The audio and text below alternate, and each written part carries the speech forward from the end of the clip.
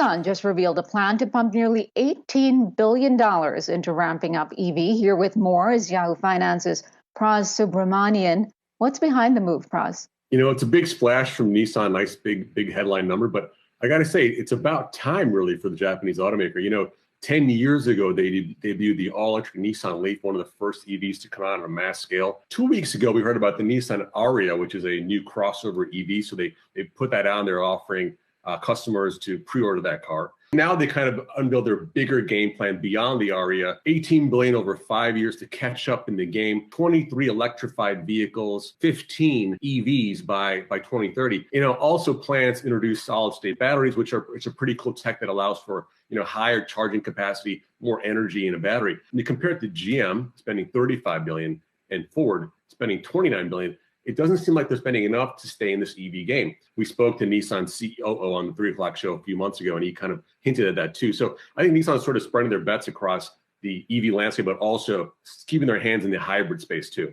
In the U.S., Tesla dominates the conversation around electric vehicles. While Tesla's Model 3 has been selling quite well in the region, it's not nearly enough to knock the Germany-based Volkswagen Group out of its top spot in the European EV market. Volkswagen's ambitions for electric vehicles are global, and they're ambitious. And they are, like everyone else, gunning for Tesla. The Volkswagen Group, which includes many different brands such as Audi, Bentley, and Porsche, not to mention Europe's tightening vehicle emission standards and steep non-compliance fines, which pushed VW to go electric as the company sought to rehab its image in the wake of the 2015 diesel emissions scandal. VW has no choice but to fully aggressively pursue this strategy in Europe. Tesla's Berlin Gigafactory hasn't gone up and running yet, so it's really a timing issue. VW just started selling cars more aggressively in Europe than China and the US. They've got a lot of vehicles coming, and it takes time to get people to understand that it's there and aware of it and want to consider it. It's not necessarily that someone will not consider an electric vehicle that's not from Tesla. In some cases, they don't even know it's there. Dieselgate kind of really propelled them to try to find a different way to power their vehicles. They really had to change their image. Now the company has aggressively pushed a full electric strategy. Diess has committed to spending about $68 billion by 2024 on electric cars and digital technologies. By 2029, Volkswagen says that it will build 26 million EVs. Adding everything up, very emotional vehicles, high economies of scale, I think we will be the most profitable company in electric vehicles. From my point of view, electric mobility has won the race. And considering the high volumes we are targeting for, I think the customer will also benefit from the economies of scale, decreasing prices. Well, the ID.3 is not sold in the US, the ID.4 is, and production is already underway in Europe and China. But as Volkswagen ramps up production of all of its EV brands, it's got a ways to go before it catches up with Tesla globally. Volkswagen knows that it can't necessarily become another Tesla.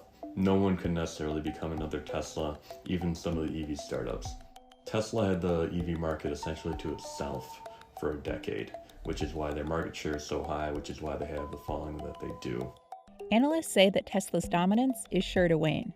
In a growth market like EVs, it's nearly impossible for a company like Tesla to maintain its majority market share.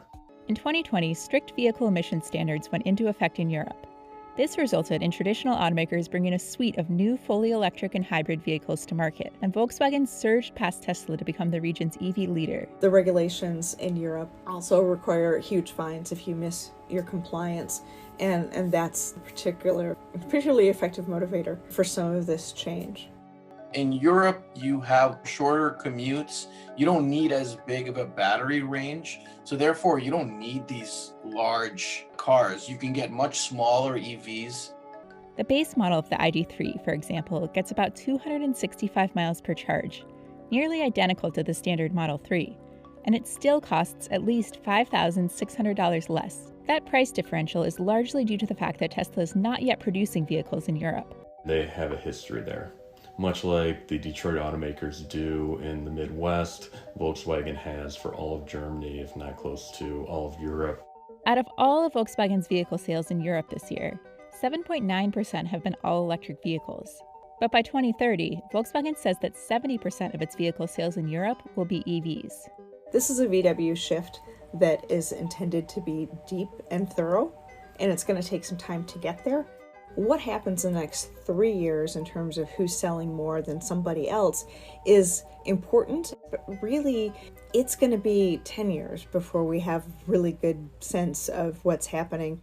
Volkswagen is aiming to broaden its market share worldwide. So far, sales are picking up in both the US and China. In US and other markets, I think the SUV segments are even stronger. And that's why we launched our ID.4, which is basically the electric world car for us.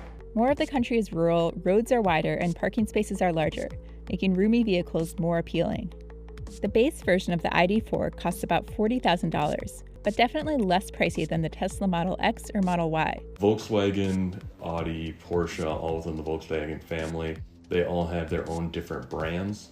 And that's actually where Volkswagen has a very big advantage over Tesla, because they can appeal to more buyers. So every customer can find a suitable product, either it's in the luxury segment, the sporty segment, the volume segment. There's a good chance that VW will never be the EV leader outside of its home market. We're big believers that the future actually looks like it'll be one of more regional champions, perhaps Tesla in the US or GM, VW in Europe, and then in Asia, maybe a domestic player or perhaps Tesla there. While in China, Tesla and local automakers such as BYD and SAIC are gunning for the lead. All this could change rapidly in the coming years, though, as the EV market matures. If you look at the lineup that VW has and what Tesla has, they don't really fall into each other's sandbox. You know, VW has Audi and Porsche, which come at the luxury and SUV market, something that Tesla has somewhat ignored. And then where Tesla really is, it's its Model 3 and Model Y, which really come above where VW brand's offerings are, which are priced probably 20 to 30% below. If you look at what Volkswagen has coming, they've got another 10 or 11 VW branded vehicles coming, plus Skoda, plus Seat, plus Audi, plus Porsche. The one major advantage, if you talk to anyone about Tesla, is their software. The major kind of example is the over-the-air technology. Tesla was really the first to bring that out. It really showed that they are treating the vehicle more as a technology and not just something to get you from A to B.